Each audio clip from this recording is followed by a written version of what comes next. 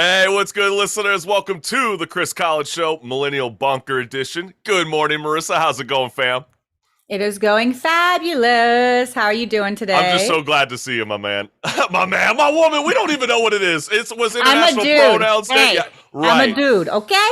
Well, actually, Okay? your prefixes could have changed just recently. Maybe you're mixed. I have no idea. We'll break down into that later in the day. I don't even know how I even started it off like that on the Chris College Show. But hey, we always like to do this at the top of the show because on this day in 1969, Led Zeppelin II was released, and also one of my favorite hip-hop records of all time. Kendrick Lamar released Good Kid, Mad City on this day in 2012. And we don't usually do this at the top of the show, but as someone like Marissa and I who have lived through it, we're in the television and film and theater industry. There was one of the worst accidents that happened on a film set last night involving actor Alec Baldwin, who fatally shot his cinematographer Helen Dutchins and director Dole Swalza. The cinematographer has passed away in the hospital, and this is one of the most tragic incidences since Brandon Lee with the most infamous film, The Crow. So hopefully my condolences go out to you, Alec Baldwin, and we're all praying for you and the rest of the families out there today. But we got a great show for everybody because our guest joining us for Just Talking is CCS sports contributor Kevin Drake, and also our Strike a Chord artist is pop sensation CLOE WILDER, returning to the show to talk about her latest EP, Teenage Lullabies. Also, don't forget to check out our brand new podcast series, Off the Fret, featuring the Blowies as our inaugural guest. More music talk, and what I can inform the listening audience is we just recorded our second Off the Fret episode with Southampton, UK boys, the Royals, and you guys are in for a treat, so look out for that later in the first month of November. But all right, Marissa, it's time to rock and roll.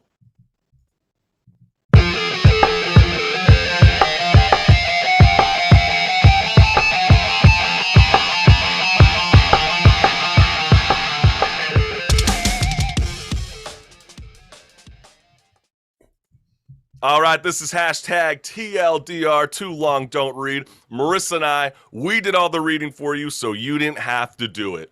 In an article from ABC News titled, Donald Trump Launching New Social Media Platform, Truth Social by Dan Whitcomb.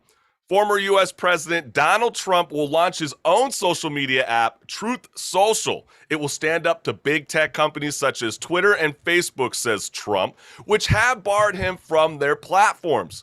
In a written statement included in his press release, Donald Trump states, quote, "We live in a world where the Taliban has a huge presence on Twitter, yet your favorite American president has been silenced. This is unacceptable." And in the end, this is a smart move by Donald Trump, but is it a smart presidential move?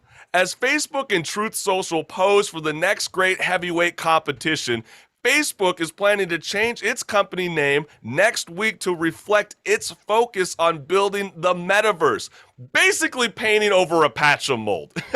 Like, Facebook has been heavily promoting the idea of the metaverse in recent weeks, which is a virtual world people escape to from a dystopian real world. What's different? So now it's being adopted by one of the world's largest and most controversial companies, and it will have to explain why its own virtual world is worth diving into. And we'll see whether Truth Social will ruffle some feathers.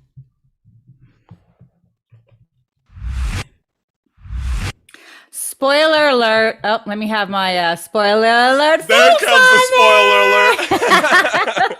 So No, if but you for don't, real, spoiler alert. I know, right? So here's our spoiler alert. If you don't want to hear about the Easter egg in the upcoming Marvel film, mute me now. Yeah, for real. We'll give you 3 seconds. 1, 2, and trace. Okay, you're Okay, over. so in an article from the New York Post titled, Harry Styles joins Marvel Cinematic Universe as God of Love and Sex report by Hannah Sparks. But gets this, Matt Donnelly from Variety tweeted a major casting bombshell, which was, big reveal from hashtag The Eternals premiere. Harry Styles has joined the MCU as Eros, brother of Thanos. And every millennial has feels about this complete disregard to fans of Marvel who look forward to the end credit Easter egg, right? Out of this tweet, so this is one of my favorite. This is a tweet from @HeatherRay. Not trying to sound rude, but as a Marvel and One Direction fan, I wish that I could have been surprised when I watch it in theaters. Yes, there have been rumors that he was in it, but I would have liked to actually witness it myself, then get it spoiled for me. Please don't spoil things. Thank you, Heather. Right? Because Donnelly is that jerk who tells kids that Santa Claus isn't real. Exactly. It's so Chris, true. right? So, Chris, why does Variety feel like they have the legal right to leak the post credits for Marvel? That is such a great question. And I guarantee you right now, Marvel and Disney are coming up with that scheme behind the scenes. Because if I were behind this film, I know every single millennial that heard about this news beat, like, hey, there's a major character spoil. You don't want to go on Twitter right now. You don't want to look up the hashtag The Eternals. Well, that's like the worst thing that can possibly happen for that film, especially when you want kids to get excited. You want them to watch the trailers. But now everybody's a little hesitant and you would rather see it, I guess, during your NFL or MLB World Series break, during the commercials. But I hate this guy so much for doing this. I think that is such a disservice for everybody because everybody knows when you go see a Marvel film, part of the hype is the post credits. So the fact that you just ruined it and I don't even have to sit through the credits anymore, you're kind of a dick. And Santa doesn't like you and you're going to get coal for Christmas. And honestly, they probably signed something saying you are not going to release big things. But the guy is in the industry. Like, he knows better. He's the senior film writer for Variety. You don't think that his job is now on the line? I would be very surprised if Variety has as much access as it does to Marvel and Disney events. I think Variety will still have access. I think Donnelly might be on the shelf because rightfully so. Because thanks, Donnelly, for serving us up a runny egg scramble and ruining our upcoming Marvel experience. Exactly. And even the kids. By the way, even my kid is banging on the door because she's so mad at him. She's so you pissed. Hear it? Lilac is like, no, mommy. Hey, it's all good. Mommy duties, all good, Marissa. I got you, fam, on this one. So we're going to go right on into our last article. This is from Yahoo News titled, State Department Recognizes Zay, Zer, and Zers, like Z-E, Z-I-R, Z-I-R-S, in celebration of International Pronouns Day by Timothy Nowrozi. So yes, you heard that correctly. The State Department is celebrating the diversity of pronouns with a statement released on the department's Twitter account stating, quote, these pronouns include the gender-neutral they, them, theirs, words that are traditionally referred to a plural number, but that today are used by some individuals who identify as gender non-binary or who prefer not to share gender information. So the department also touted the recent debut of the prefix mix, MX, like your Mr. and Mrs., on the White House contact forms and referenced its own June 30th decision to allow citizens to select either gender on U.S. passports regardless of other documentations. And all I know is baby boomers will no longer kick my ass in Scrabble. That's all I'm saying. Like, it's insane. I mean, I love that. it's just the fact. I mean, I get so puzzled every single day when I see this kind of new information. Like, one, there's always a new holiday coming out. Second, who would have ever thought that Pronoun Day would actually get its own holiday? And then third, the fact that there's like 3 different words for what's supposed to be a neutral pronoun. Don't you think it just needs one word? Like, I'm kind of confused. Like, if it's neutral, like, how are you on the fence if you're kind of trying to say that you're non-binary, but then you lean towards a favored pronoun? Well, here's the thing, and I am all about if you want to have a pronoun, and if I say it wrong and you correct me, I'm cool with that. Doesn't bother me. But I have to say that us older millennials, we came out with the gender neutral pronoun way back in the day, which is dude. Because you could be a girl, you could be a boy, you could be a whatever you want to be, and you're just a dude. And it's totally awesome. I still use it today, and we should just go back to that. That's all we need. It's pretty wild because the more and more we start getting these new pronouns, I'm starting to question my own generation on like, do we even know what pronouns are? You know what I'm saying? Like, this is so insane to me. And all I know is the US passports will eventually include the option for non-binary, intersex, and gender non-conforming people the State Department has vowed. So keep a lookout for that, fam. More left on the Chris Collins Show, Millennial Talk Show.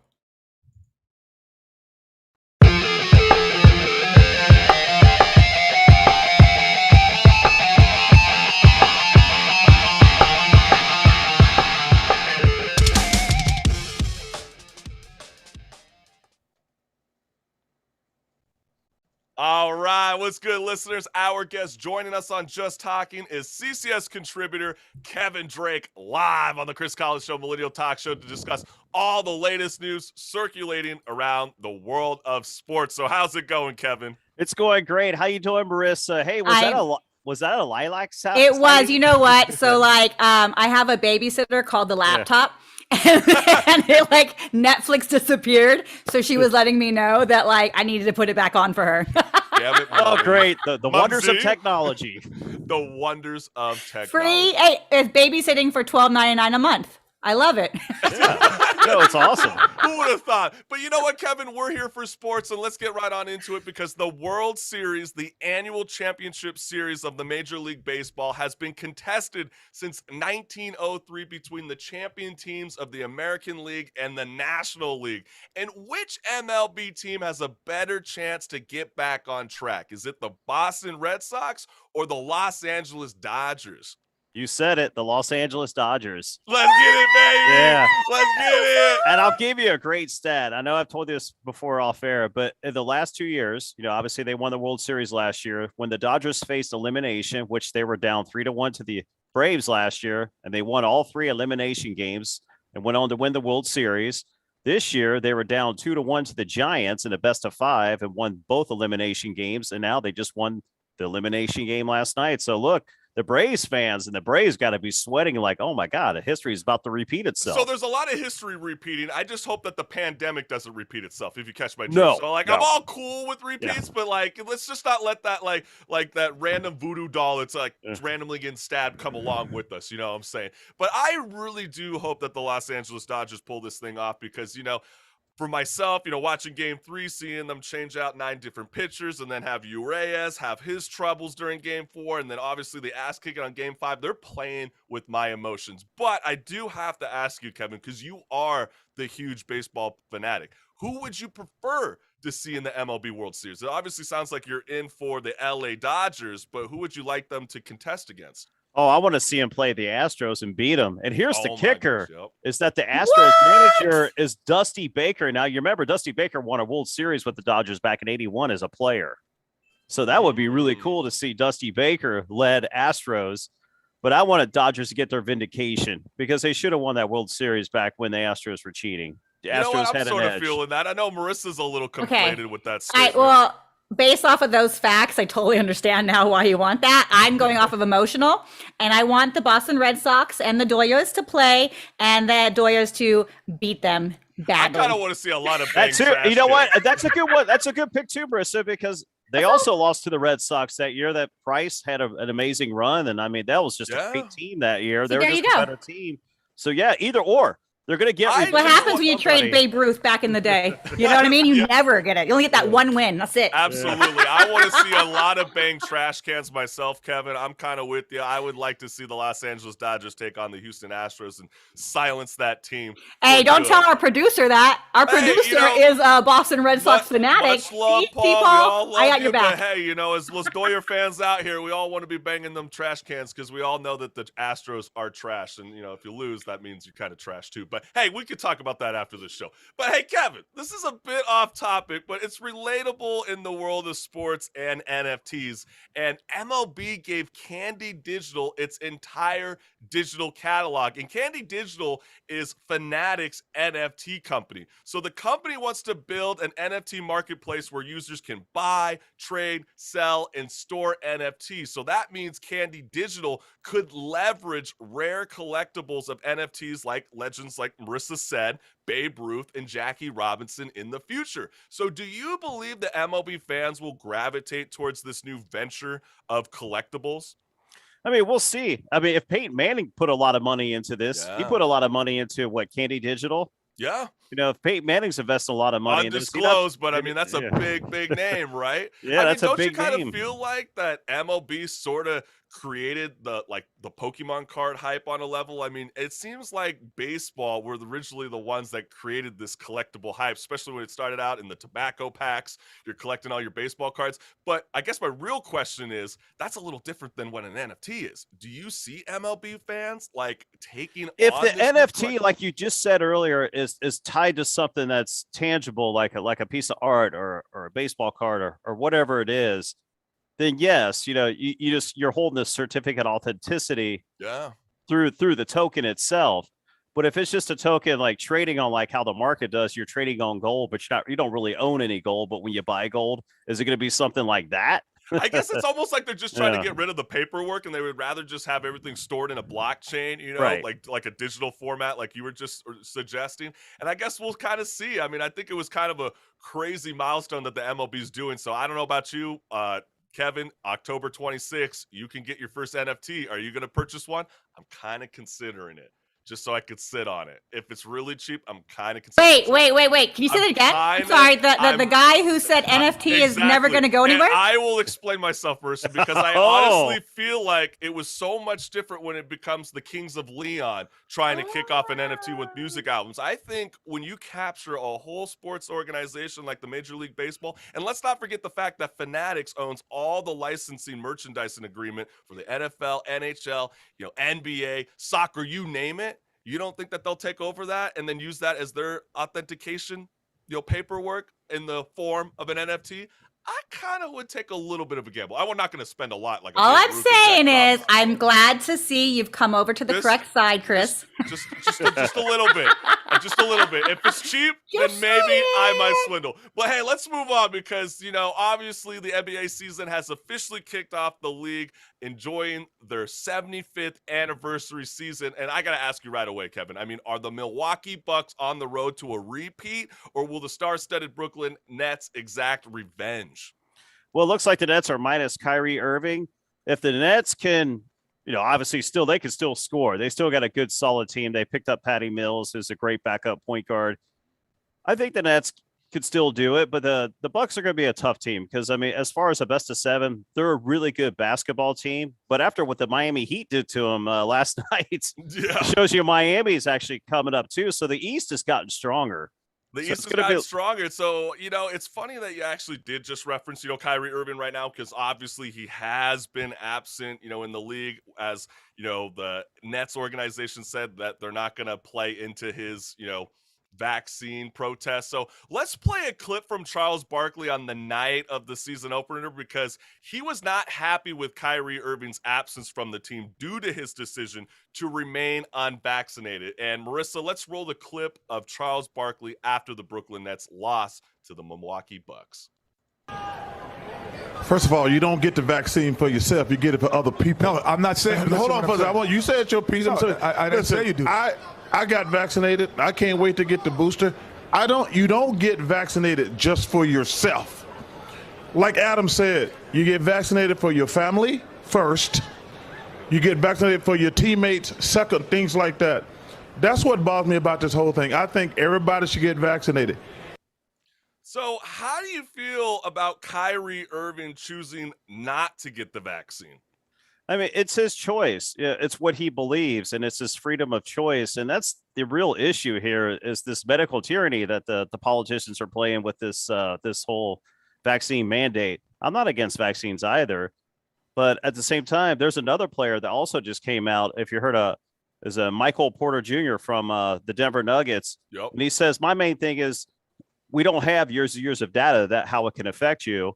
He goes, I'm not against the vaccine, but try to force it on other people. He's like, I'm about my freedom of choice. It almost seems like if you want to have your freedom of choice, you got to pick and choose. I mean, this again is like a private organization, right? But look at this. Michael Porter Jr. plays in Colorado, so he could play in all the games. And thing is too, when he comes to Brooklyn, he'll be allowed to play because even though he's unvaccinated, he still can play. Because like you said, the visiting teams can play in Brooklyn. And that's my unvaccinated. problem. Yeah. And that's my problem with it. Because if you're going to, as a private organization on that team, you want to go ahead and hurt your teammate, like the people who are in your city getting the money funneled into it. Yet you're going to then allow a non-vaccinated team player from another team come in. That doesn't make any sense. That's why I would say, Charles Barkley, you're kind of like stabbing yourself with a double-edged sword, because how could you say that, like Adam Silver says, you do it for your family first and then you do it for your teammates second, when that's the exact point? How is a resident athlete like Kyrie Irving not allowed to play in the Barclays Center,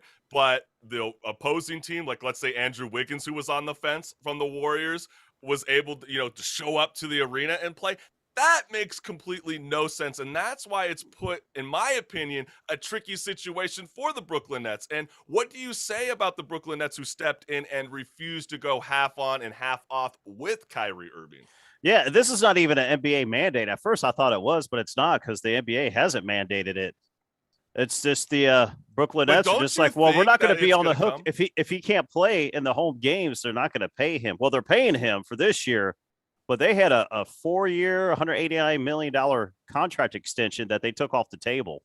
Well, yeah, but you know what? Everybody keeps saying partially, but the kid is still making $400,000 a game, even through his many protests. So it's going to come to a point where the Brooklyn Nets are going to have to decide, do we want this man on the team so he can continue his stance?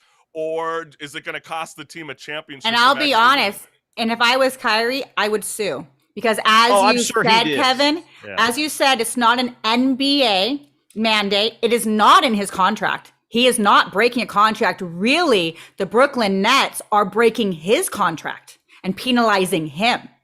Yeah, it's such a tricky situation. Thank God he didn't pull like a situation like in the NHL's dealing with, the San Jose Sharks of Vander Kane, who presented a fake vaccine passport. Like, that's crazy. So at least Kyrie Irving's not doing that. Like I said before numerous times on the show, it's so easy to make fun of Kyrie Irving. But hey, listen, it's like you said, Kevin, it is his American right. And if he feels that way, he can. But also repercussions will come your way. But you know what, Kevin, I do want to ask you overall, what NBA team do you believe will be hoisting the Larry O'Brien trophy at the end of the season?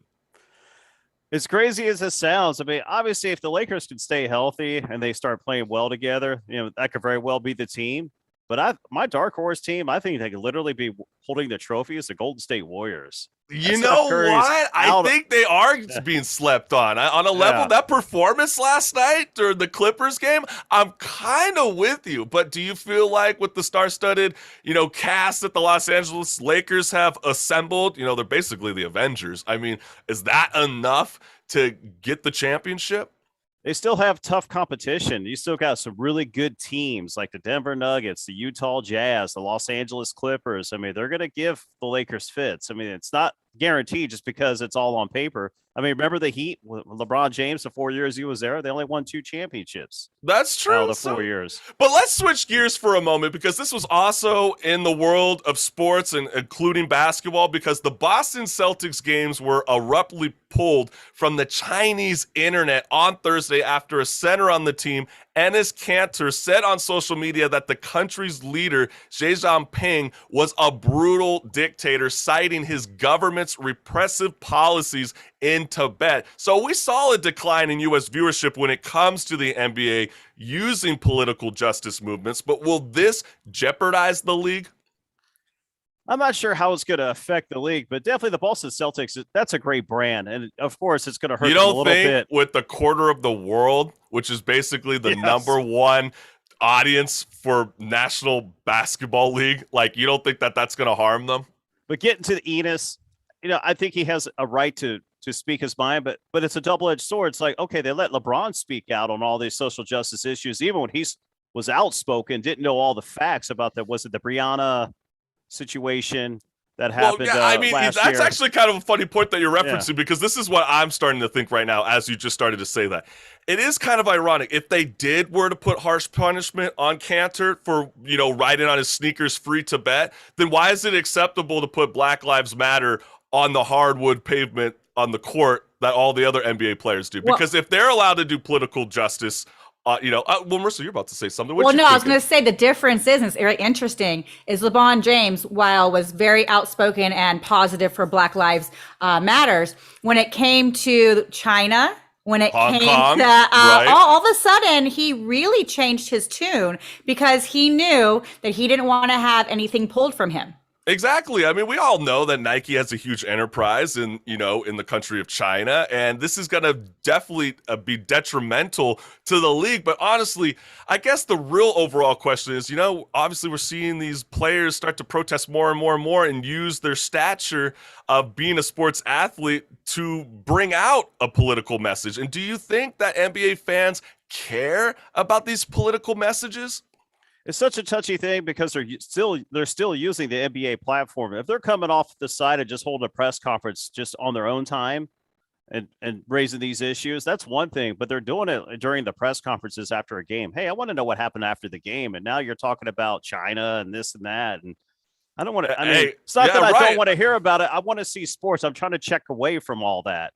I guess the wild part is, I mean, at least he didn't say Winnie the Pooh on his sneakers. Just saying. But I did see that Adam Silver said that it was unclear whether the CCTV television in China will come back this year. So if that happens, I would be very curious to see how affected the NBA was moving forward in this season. But Kevin, let's move on forward because obviously we saw last week the Chicago celebrated the Sky's first ever WNBA championship with a parade and rally on Tuesday at Millennium Park. And for anyone who missed the event, Marissa, let's roll the clip.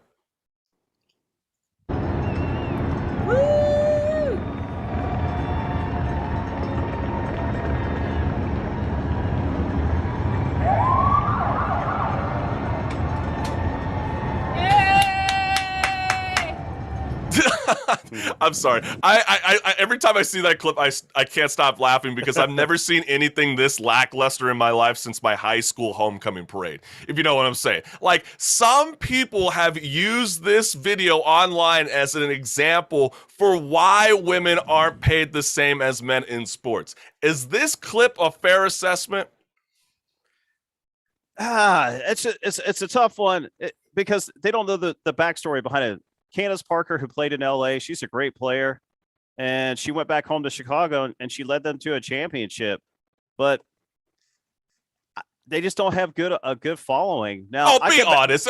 Be honest. I mean, do you think that they have the same statures of like men's sports? No, I mean, no, we all know the don't. story They of Candace don't. Parker. Yeah, She went from LA. yeah. She was voted in the league as the most overrated player. Then she comes back to hometown, wins the thing. But then this lackluster performance. I mean, I'm really curious, Marissa. You should be the one that should be chiming in on this. I mean, what is your thoughts? I was waiting to hear what you guys said. Right? No, I'm really curious. I mean, to me, I don't think these athletes should be paid this like a Steph Curry on a level. And I agree. And I think the difference is when it comes to a training, like the women's soccer was showing, like the training facility compared to the men's and the women was so drastically subpar. That is not right. It is, and it needs to be addressed. When it comes to pay, you have to look at the amount of how much money is coming in to that organization based off of which team. And that does delineate how much that person will get paid. And my whole thing, if you want to up that payment and get that, then you should have a percentage of what comes in off the top. And that will have you turn around and reinvest your own money into promoting your team, having the publicist out there. Because if I know I'm going to get a percentage of what comes in, that would spur me to have more. Versus just being like, hey, you should just pay me more, even though we're not bringing in the money or the same popularity as the NBA on a level. I'm all about a women having the same dollar amount as a male. Like, I'm all about that. But you also have to look at, like, if I'm not bringing in the money, I can't expect to make the same amount as somebody who is literally carrying the franchise. It's so true. You can't expect that. It's so true. I mean, some people have even made the same argument when it comes to even NHL. It's like they just finally got their, partnership up with ESPN. They're hoping that they can even build even more of a larger audience because they feel like TNT and TBS is not enough, for the NHL. But I guess we'll have to see when it comes to WNBA. But I want to move on because, Kevin, I really wanted to talk to you about this because last week during our hashtag TLDR segment, I discussed the hypocrisy of the NFL pressuring the I'm about to say Los Angeles. Oh my gosh, that would have been a sin. That would have been a sin. But They used to be. Hey, they used to be. Okay, that's a fair assessment. But I was going to say the NFL has been pressuring the Las Vegas Raiders to fire Coach John Gruden for private emails sent as early as 2018, not as an NFL coach, but as an ESPN color analyst for Monday Night Football. And how ironic is it that the NFL will allow an accused sex offender, Deshaun Watson, one, to be on a 53-man roster, and two, we're hearing reports this week that they will initiate a three-way trade with the man in court with 20 civil lawsuits of sexual assault and misconduct, but they will move swiftly to remove John Gruden. I mean, does it frustrate you? Because it frustrates me to see the media so silent about this. Absolutely. I just read an article this morning where John Gruden said the truth will come out.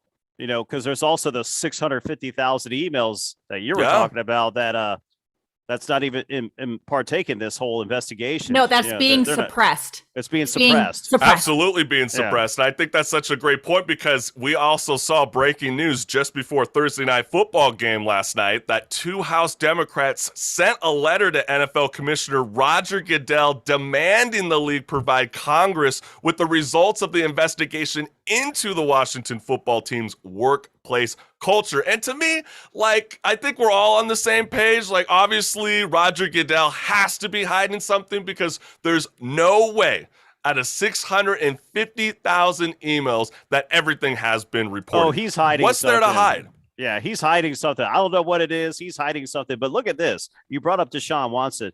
You think about Ray Rice. If that video never got released Kareem to the Hunt, public, who's on the Cleveland Browns. If Antonio Brown. that video from that elevator scene did not get published, he'd still be in the league. See, that's the double standard. He is in the league. Kareem Hunt is the second back.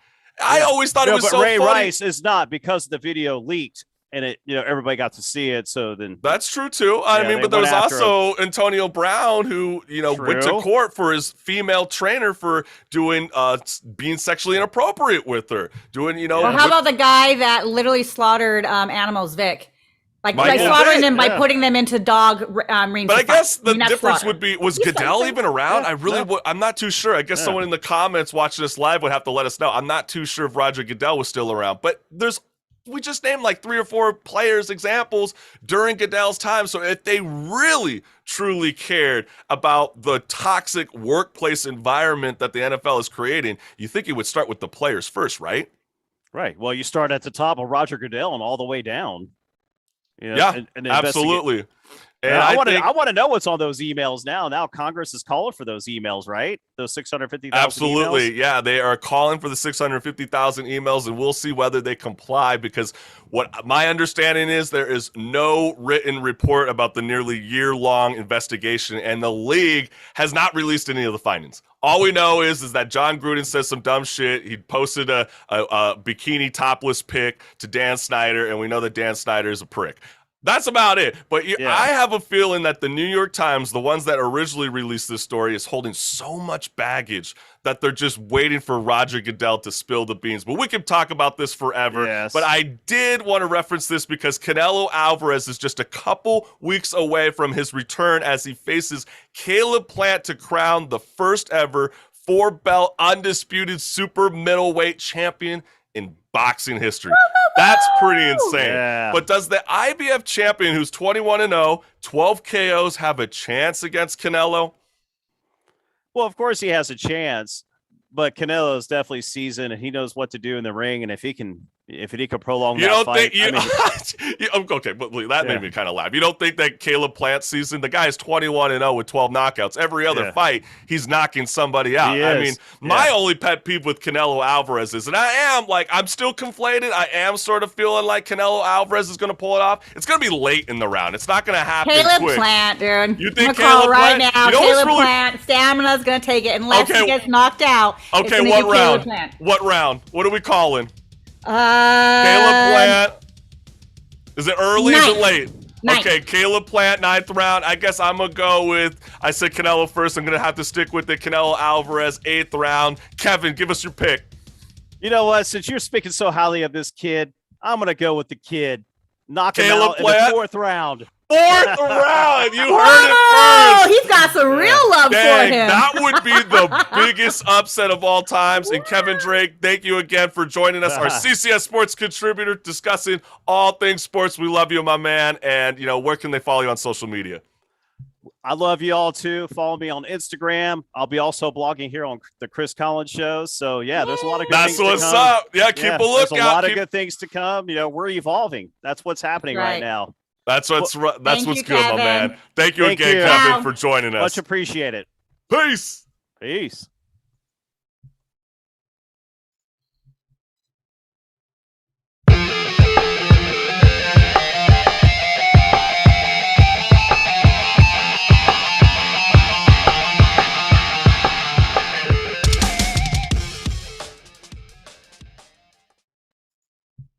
What's good, listeners? Returning live on the Chris Collins Show, Millennial Talk Show, is singer-songwriter CLOE WILDER. And also check out our brand new podcast series, Off the Fret, featuring the Blowies as our inaugural guest. More music talk, out now wherever you listen to podcasts. But we got the one and only CLOE WILDER with us on Strike Court. How you doing, fam?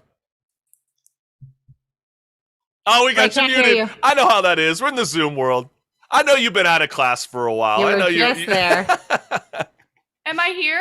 You are here. We can hear you now. I can already tell you got a great studio vibe. I can already tell already. You got a beautiful Telecaster behind you. I want to pick that up right now. That looks amazing. Thank but you. it I was really like, does. a Telecaster? She has a Telecaster? Like a prompter? I was like, oh, guitar. Oh my gosh. No. I don't know. I don't play the guitar. I got an acoustic. That's too funny. But Chloe, let's just get right on into it. It's so good to see you again. I mean, what's going on in your world? Oh, I've really just been in this room a lot. I've been making a ton of music. I've been in LA for like a couple of months now, and it's just been really productive and nice. And yeah, like you said, trying to get back on the schoolwork. That's been a thing for the past couple of days. Yeah, so I don't think too many people know this about you, but when we first had you on, you're obviously in the state of Florida. That's where you go to school. I forgot what age you are right now, but obviously at such a young milestone in your career to be able to bounce around the country, obviously during this crazy pandemic, and to be making new music in Los Angeles, I think is something so special. I mean, can you explain a little bit more about how that's been like for you? Oh yeah. So I'm 15 right now. And so it's just my second year of high school. And I mean, yeah, it's kind of just, I think the balance is definitely, I'm not a very balanced person in general. So I'm trying to get better at that, because when it comes to, I'm just very I get tunnel vision in both when it comes to okay, if I have a really good day with my schoolwork, then I want to do it for the rest of the week. Or if I really have a really good writing session, I want to do it for the rest of my life. So yeah, I think it's definitely been a little bit of a. Well, how do you balance your priorities? Because I know you were kind of telling me before that, obviously when you think about the different time zones, if you're waking up at, let's say 6 a.m. here, class starts at 9 a.m. in Florida. I mean, how are you able to balance that crazy workload? I don't. I love the honesty. Yeah, I don't go to the classes that are that early, but I mean, my teachers are so great, and I actually switched to a different school this year, and the campus is in Florida, and that's nice. I haven't been to the campus yet, but I have the option to go to campus. Wow, that's really crazy. Cool. But yeah, so I mean, I just wanted more of a actual I wanted to be around people kind of, and so now I have scheduled classes and everything, and I go to those when I'm in Florida.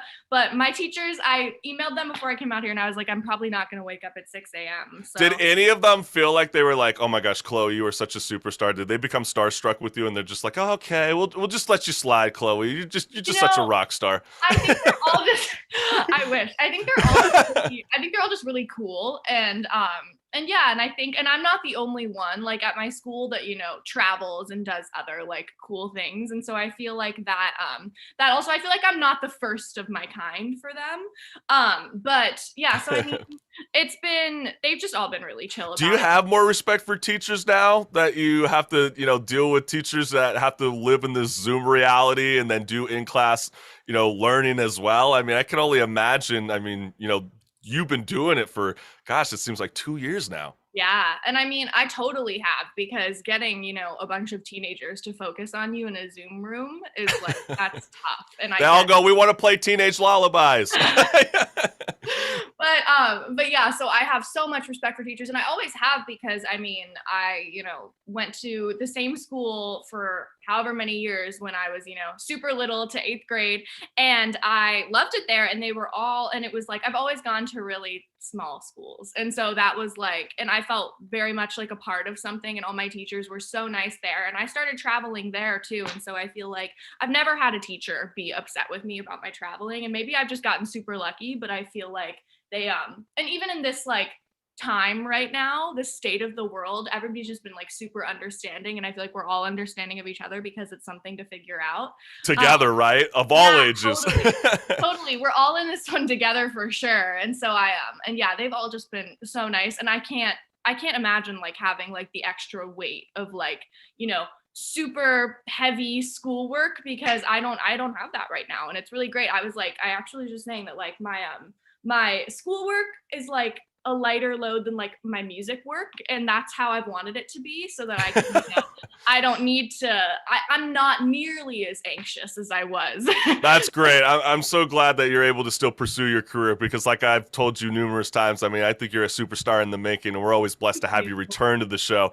And we are about to be playing your brand new music video, In the Next Life, and you had quite the tell-all Instagram post when you said, quote, "This is entirely an alternative video from what I had originally planned to use. Honestly, it's been a strange experience for me not having it look exactly as I had envisioned it." So how did you envision it? Well, that's so funny. I don't think I've ever had somebody read my direct quote to me. Hey, it's like, hey, that's a tell-all. It is. I got a little spicy. But yeah, so we basically planned on filming this one. It was supposed to look like a one take, but we weren't really filming it in a one take. And so we had got all these sets ready, and it was supposed to be me going through the seasons of life.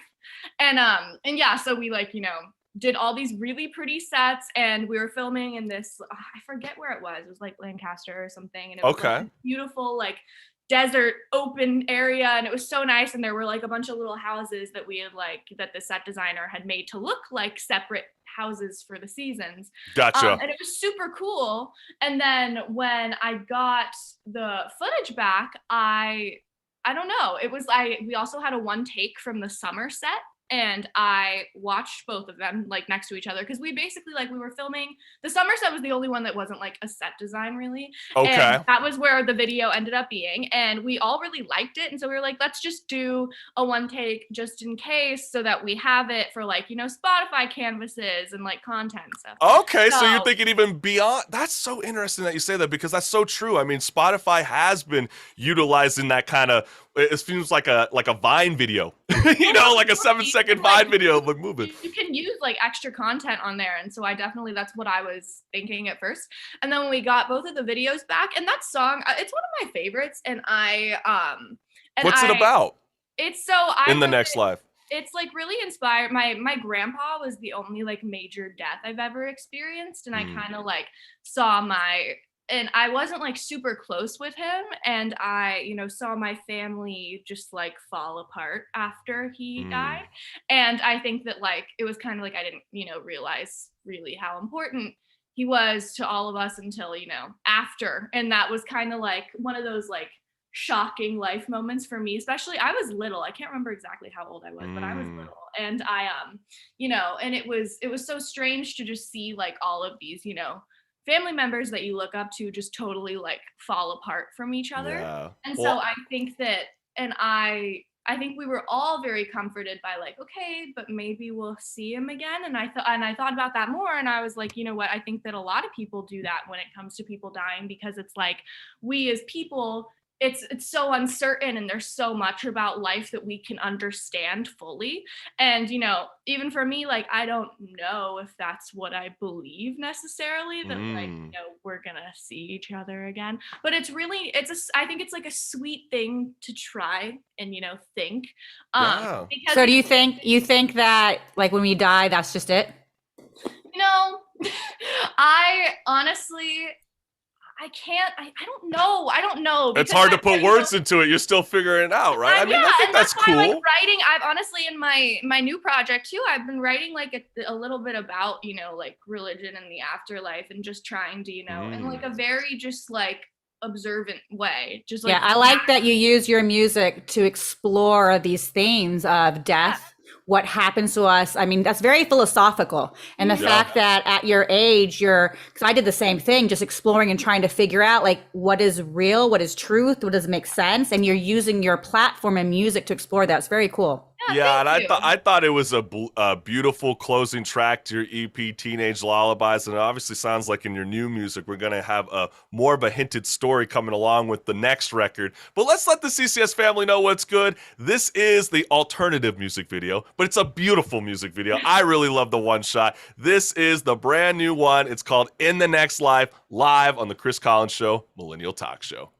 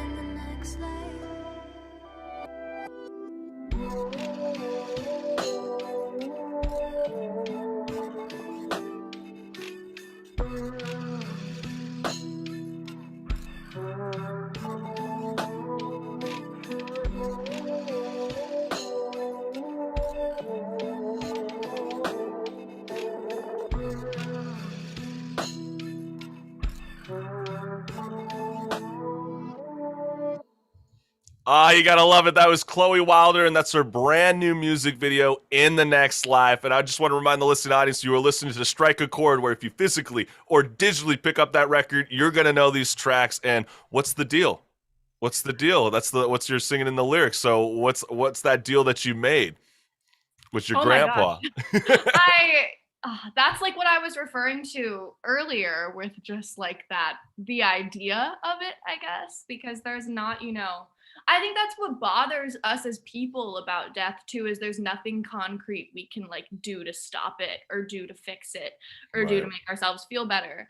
And so, I mean, and when it came to this one and a lot of this project, it was, I was trying to just describe my like, I guess it was more of just like an introduction to myself, and especially at that time specifically. And that was when I was first, like getting into, and we wrote it in, March of last year. And so it was when I was kind of first getting into this more like this space where I felt more comfortable to talk about things that made me uncomfortable.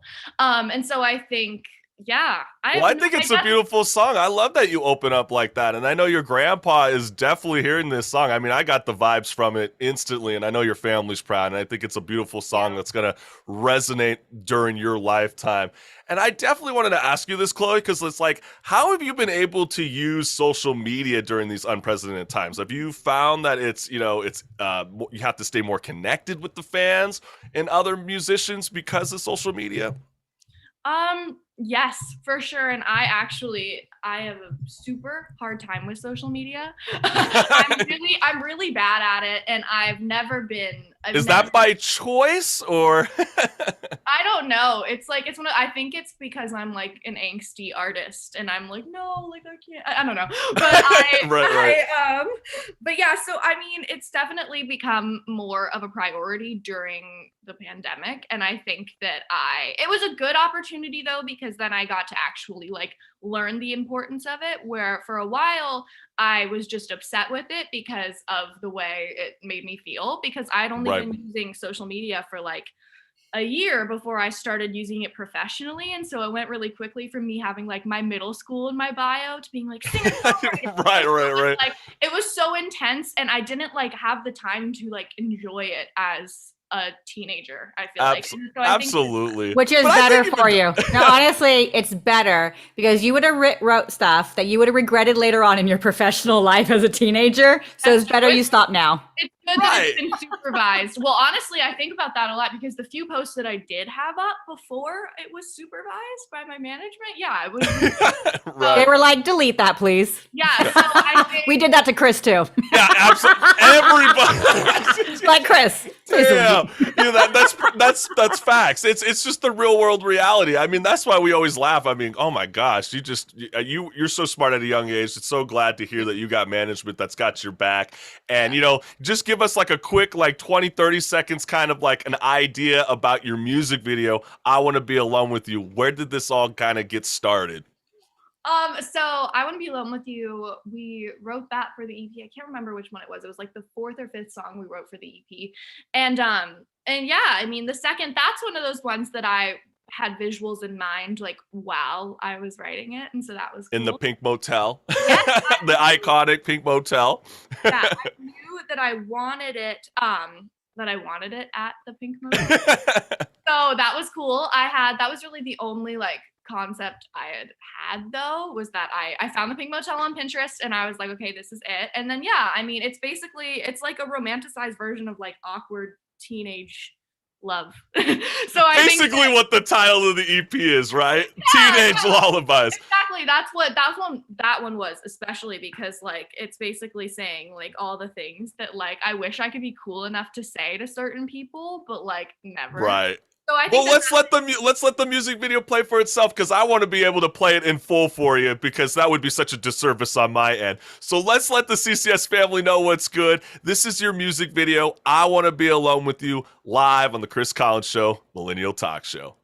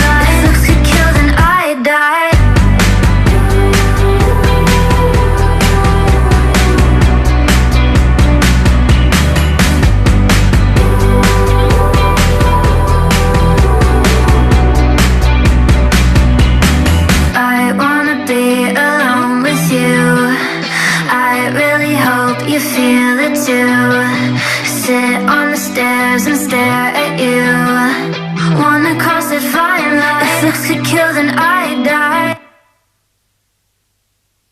Yeah, that's what's good. That is Chloe Wilder, and that's her track, I Want to Be Alone With You, on that EP, Teenage Lullabies. And Chloe, real quickly, let the CCS family know what's good. Where can they follow you on social media? I'm Chloe Wilder everywhere on all Everywhere. platforms. I'm the same thing everywhere. That's what's up. You know, Chloe, it's an honor again to have you return to the Chris Collins Show, Millennial Talk Show, and sky's the limit for you, my friend, and cannot wait to hear your new music at the start of the new year. So I know I'll be scoping you out. So thank you again for joining us. Thank you so much. Ciao. Thank you. Peace, Chloe.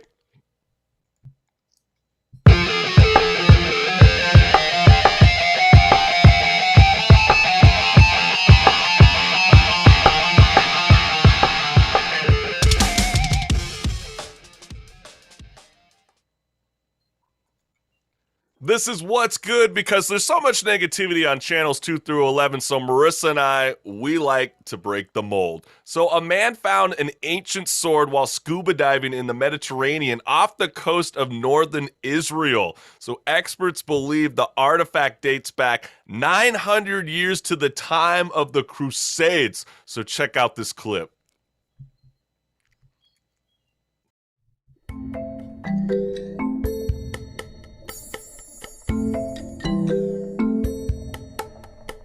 This is one of the first, or as I know, and I'm working about 31 years in underwater archaeology, the complete sword that ever found in Israel, and in a very good preservation.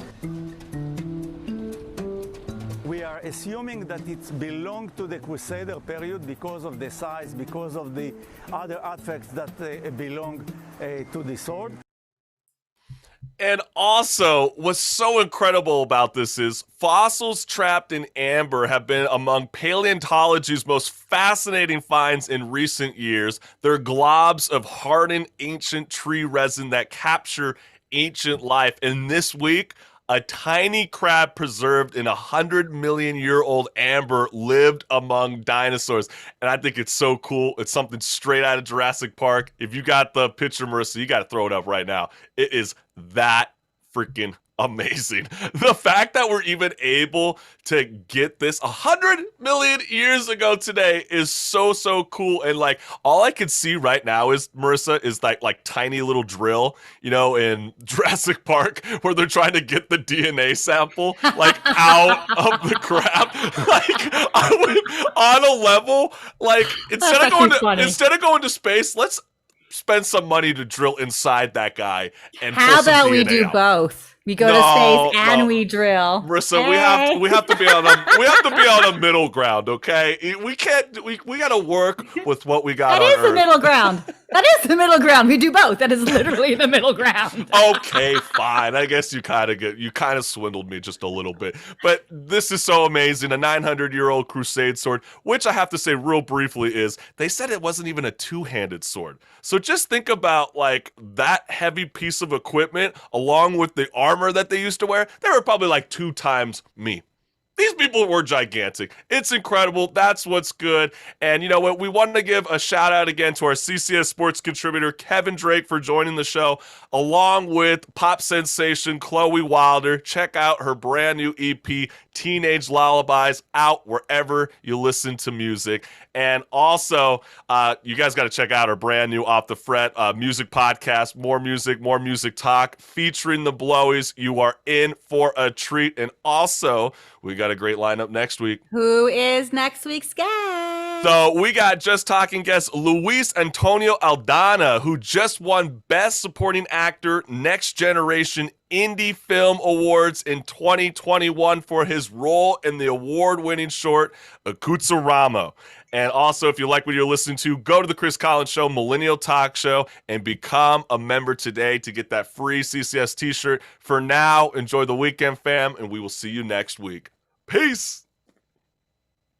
The Chris Collins Show presents Music Storm 2021, hosted by Chris Collins and Marissa Pitts, featuring Tiana Kutcher, Some Daggers Wear Red,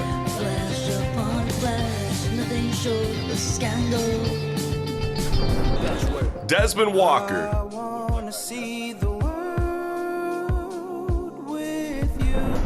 Doulos. Saturn Till June.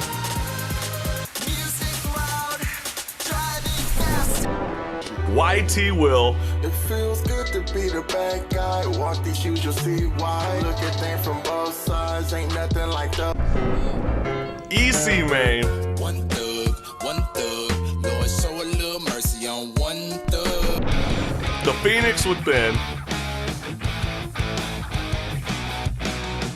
There's more weight in my words than you give me. Chloe Wilder.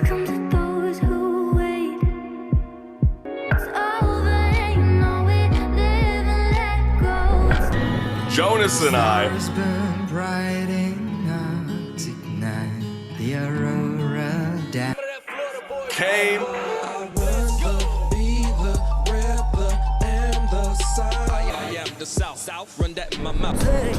And Animal Sun. So tell me how do you see reasons to carry on? Music Storm 2021. Available on YouTube Live. Peace.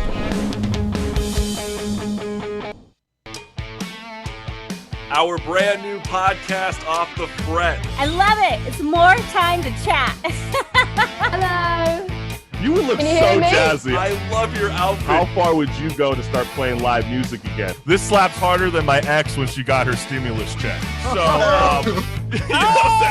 are you here to bring the sexual healing with your music? Called Everything is Everything, and I guarantee you're going to hear this song in the future. I love the flow, man. Politically charged album. So if you get easily offended, this might not be the album for you. Brand new podcast, Off the Fret.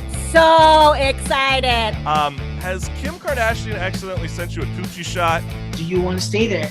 It's completely your choice. Or you want to... I feel you. And you know what? I love it. Off the Fret. More music talk. Peace.